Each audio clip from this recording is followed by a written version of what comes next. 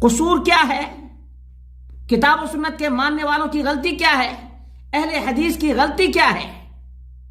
غلطی سب سے بڑی یہ ہے کہ ایک رب کی طرف بلاتے ہیں، محمد رسول اللہ صلی اللہ علیہ وسلم کی اطاعت اور فرما برداری کرنے کی تلقین کرتے ہیں۔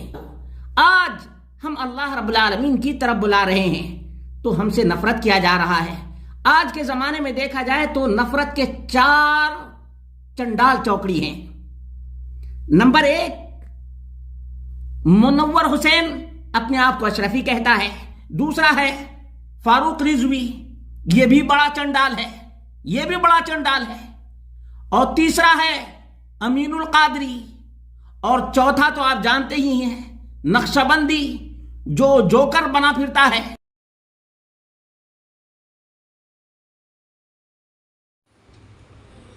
السلام علیکم ورحمۃ اللہ وبرکاتہ۔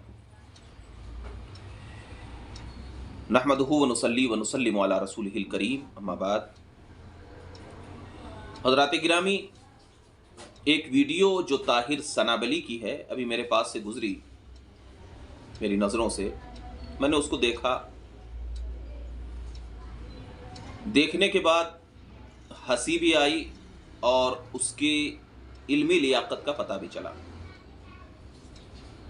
ویسے تو ہر اہل حدیث کی علمی لیاقت معلوم ہوتی ہے کہ وہ صرف رٹو طوطے ہوتے ہیں۔ قرآن و سنہ جو ہے، کہ قرآن و حدیث جو ہے، ان کو واضح طور پر سمجھ میں نہیں آتی۔ جو ان کو ان کے گرو گھنٹالوں نے رٹا دیا ہے، بس اسی کو کیا ہے آگے لے کر کے چلتے ہیں۔ اپنے سے سمجھنے کی صلاحیت ان کے اندر موجود نہیں۔ اس ویڈیو کو آپ جب دیکھیں گے تو اس سے اس کی علمی لیاقت کا پتہ چلے گا۔ یہ ایسا چیخ رہا ہے کہ ایسا لگتا ہے کہ میں نے اس کی دکھتی ہوئی رگ پہ ہاتھ رکھ دیا ہے، جو ایک دم بلبلا اٹھا۔ وہ اس میں یہ کہہ رہا ہے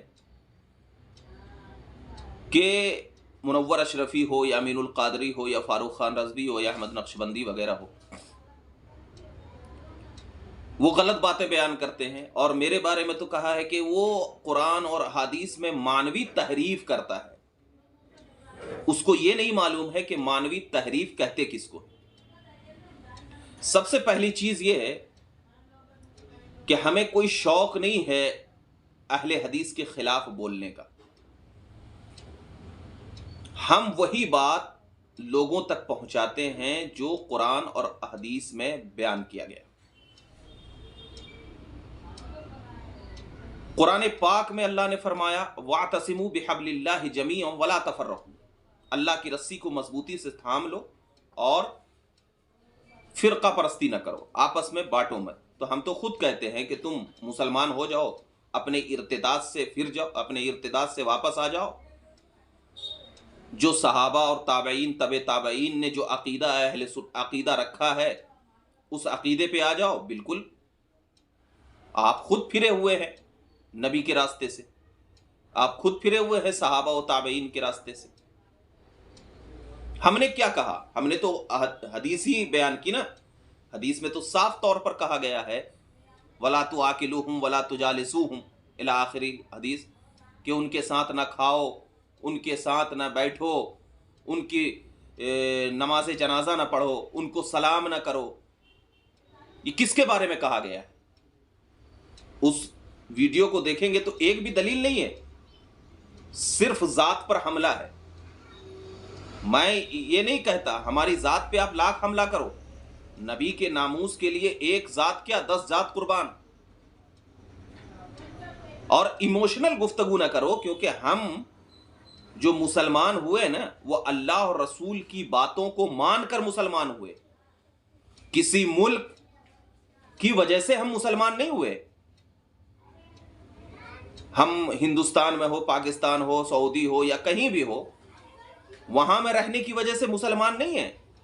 مسلمان ہم اللہ اور اس کے رسول کی باتوں کو ماننے کی وجہ سے، اور اللہ اور رسول کی بات چاہے ہندوستان میں بیٹھ کر مانے، چاہے امریکہ میں بیٹھ کر کے مانے، چاہے دیگر ممالک میں بیٹھ کے مانے، اللہ اور رسول کی باتوں کو ماننا ہے۔ یہ ایموشنل گفتگو کر کے لوگوں کے ذہن و دماغ کو بھٹکاؤ میں. اگر آپ کے پاس دلیل ہے تو دلیل لاؤ، جیسے کہ ہم نے دلیل دیا ہے کہ وہابیوں کے ساتھ نہ کھانا ہے، نہ بیٹھنا ہے، نہ سلام کرنا ہے، نہ کلام کرنا ہے. ہر وہ مرتد جس کا عقیدہ اہل سنت کے خلاف ہے، اور یہ حدیث کہتی ہے کہ ان کے ساتھ نہ بیٹھو، ان کے ساتھ نہ سلام، ان کو نہ سلام کرو، نہ ان کی جنازہ پڑھو، نہ ان کی بیٹیوں سے شادی کرو.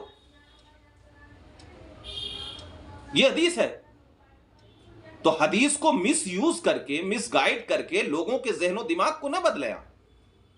آپ میری ذات پر حملہ کرنا چاہتے کریں، شوق سے کریں، مجھے کوئی فرق نہیں پڑتا. لیکن ہاں، اگر نبی کے ناموس کی بات آئے گی، عقائد اہل سنت کی بات آئے گی، حضور اکرم صلی اللہ علیہ وسلم کے حدیث کو مس گائیڈ کر کے لوگوں تک غلط پیغام پہنچانے کی بات آئے گی، تو اس کا جواب دیا جائے. یہ طاہر ثناولی پتہ نہیں کہاں سے پڑا ہوا ہے، مجھے تو اس کی علمی لیاقت ہی معلوم ہو گئی اس کے قول و فعل سے. ارے قرآن آپ نہیں پڑھتے؟ سورہ بقرہ اٹھا کر دیکھیں، قسم کھا کر کہتے تھے کہ اے اللہ کے رسول، منافق قسم کھا کر کہتے تھے کہ اے اللہ کے رسول ہم آپ پر ایمان لائے. لیکن اللہ نے کیا کہا؟ ان المنافقین فی الدرک الاسفل، کہ منافقین جو ہے وہ جہنم کے سب سے نچلے درجے میں. وہ قسم کھا کر کہتے تھے کہ ہم آپ پر ایمان لائے. تو کیا نبی پاک صلی اللہ علیہ وسلم نے جو ایمان کی بات اس نے کہا تھا تو اس کو مومن کیوں نہیں جانا؟ اس لیے کہ معلوم تھا کہ ان کے دل میں کھوٹ ہے. یہی وہابیہ ہے کہ لوگ کہتے ہیں ہم توحید کی طرف بلا رہے ہیں، توحید کی طرف بلا رہے ہیں، لیکن اصل میں ان کے اندر اللہ کی توحید نہیں ہے. توحید ہوتا تو وہ صحابہ کے طریقے پہ چلتے، توحید ہوتی تو وہ تابعین کے طریقے پہ چلتے، توحید ہوتی تو وہ تبع تابعین و ائمہ مجتہدین و محدثین کے راستے پہ چلتے. تو اس میں کیا مس گائیڈ کیا گیا؟ آپ اس ویڈیو کو دیکھیں گے، ایک بھی دلیل موجود نہیں ہے اس میں، صرف حملہ کیا گیا. اگر آپ کو اتنا ہی شوق ہے کسی کی تردید کرنے کا تو آپ دلیل سے مبرہن کریں. خدا را ہم اہل سنت والجماعت کے نوجوان سے یہ گزارش کرتے ہیں کہ ایسے فروڈیوں کے چکر میں نہ پڑیں اور اپنے عقیدے کی حفاظت کریں، اور وہی عقیدہ رکھیں جو آج سے 1450 سال سے لے کر آج تک ہم تک پہنچا ہے. اور ان یوٹیوبروں کے فروڈیوں سے بچیں، کیونکہ ان کے پاس نہ کوئی دلیل ہوتی ہے، نہ قرآن کی آیت ہوتی ہے، نہ حدیث ہوتی ہے. ہم الحمدللہ بڑے خوش نصیب ہیں کہ اللہ نے ہمیں سنی بنایا، سنی صحیح عقیدہ بنایا. اللہ رب العزت کی بارگاہ میں دعا ہے کہ مولا تعالی ہمارے ایمان و عقائد کی حفاظت فرمائے.